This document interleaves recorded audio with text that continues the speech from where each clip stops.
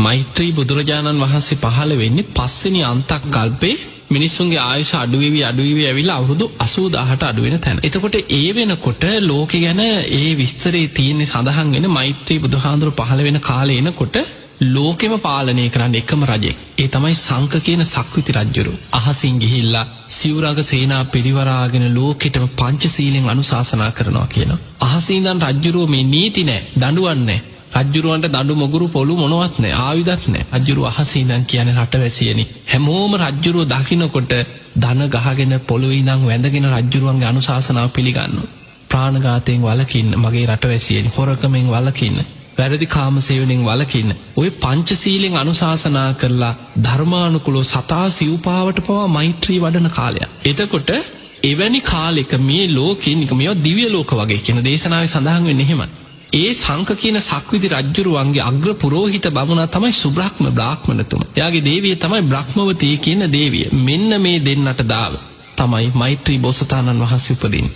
සංක කියන සක්විති රජ්ජුරුවන්ගේ අග්‍ර පුරෝහිත බමුණා තමයි සුබ්‍රහ්ම බ්‍රාහ්මණතුමා පියාණන්. බ්‍රහ්මවතී දේවිය තමයි මෑණියන් බවට පත් වෙන්නේ. මෛත්‍රී බෝසතාණන් වහන්සේ දා තමයි ලෝකෙ පහළ වෙන්නේ.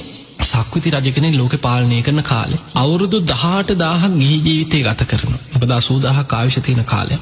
අවුරුදු 18000ක් ගිහි ජීවිතය ගත කරලා සක්‍ර දෙවියන්ගේ මැදිහත් වීමෙන් තමයි කියන සතර පෙර නිමිති පේන සලස්සන්නේ. එතකොට තමන්ගේ දේවිය චන්ද්‍රමුඛී කියන බිසව බ්‍රහ්මවර්ධන කියන පුතු බිහි කරන දවසේ සතර පෙර නිමිති දැකලා කලකිරිලා හරියට අර අපේ හැම බුදු කෙනෙකුට මේක සාධාරණයි ක්‍රමේ. ඒ පුතු බිහි වෙන දවසේමයි අබිනිෂ්ක්‍රමණය කරන්නේ. හැබැයි අබිනිෂ්ක්‍රමණය කියපම අපිට මතක් වෙන්නේ අපේ බෝසතාණන් වහන්සේ අර චන්න ඇමතියා සමග කාන්ත කසු පිට නැගලා කැලේට ගිහිලා විඳපු දුකනේ. එහෙම එකක් නැහැ. අපේ මේ මෛත්‍රී බෝසතාණන් වහන්සේ අබිනිෂ්ක්‍රමණය කරනවා කියන්නේ ඒ පංචකාමයන් ගැන හිතෙන් ඇල්ම අතහැරලා මාලිගාවේ උඩුමහල් තලයට ගිහිල්ලා උඩුමහල් තලයේ භාවනාවට වාඩි වෙනවා. සතියයි දුෂ්කර ක්‍රියා කරන්නේ. ඒ කැලේකට ගිහිලා ගහක් යටවත් නෙමෙයි. මාලිගාවේම උඩුමහල් තලයට වෙලා සතියක් දුෂ්කර ක්‍රියා කරනවා. ඒ සතිය දුෂ්කර ක්‍රියා කරලා අවසන් වෙනකොට වෙසක් පුන් පොහෝ දවස උදා වෙනවා. එදාට ලෝකේ මහා බ්‍රහ්ම දෙවියන්, බ්‍රහ්ම ලෝකෙට අධිපති මහා බ්‍රහ්ම දෙවියන් අහසින් ඇවිල්ලා අටපිරිකරක් පූජා කරනවා. අපේ බෝසතාණන් වහන්සේට ගටිකාර බ්‍රහ්ම දෙවියෝ තමයි අටපිරිකර පූජා කරේ. මෛත්‍රී බෝසතාණන් වහන්සේට මහා බ්‍රහ්ම දෙවියෝ එදාට අටපිරිකරක් පූජා කරනවා.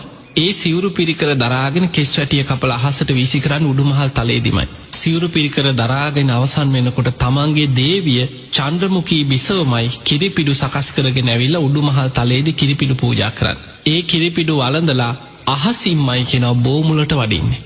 ඒ කාලේ ওই දීර්ඝායුෂ ඇති කාලේ මිනිස්සුන්ටත් පුණ්‍ය ඉර්ධි තියනවා කියන අහසින් යන්නේ. එතකොට මේ තාම බුදු වෙලා නැහැ බෝසතාණන් වහන්සේ. අහසින්මයි බෝමුලට වැඩම කරලා එදාට නාබෝධීන් වහන්සේ බෝධිය බවට පත් වෙනවා. ඒ බෝමුල වැඩ ඉඳලා නැගෙනහිර දිශාවට මුහුණලා එතනදී බෝමුලදී තමයි කුසතන පිළිගන්නන්නේ. අහසින් ඇවිල්ලා තමයි කුසතන පිළිගන්නේ. ඒ කුසතන පිළි අරගෙන නැගෙනහිර දිශාවට කුසතන ඉලලා වැඩ ඉඳලා රාත්‍රී පළවෙනි යාමේ පුබ්බේ නිවාසානුස්සති ඥානෙ, දෙවෙනි යාමේ චතුප්පාත ඥානෙ, තුන්වෙනි යාමේ පටිච්ච සමුප්පාදයේ අනුලෝම ප්‍රතිලෝම වශයෙන් විමසලා අවසන් වෙනවා සමගම හිමිදිරි උදෑසන අරුණෝදය සමගම කෙලෙසුන්ගෙන් මිදිලා සම්මා සම්බුද්ධත්වයට පත් වෙනවා.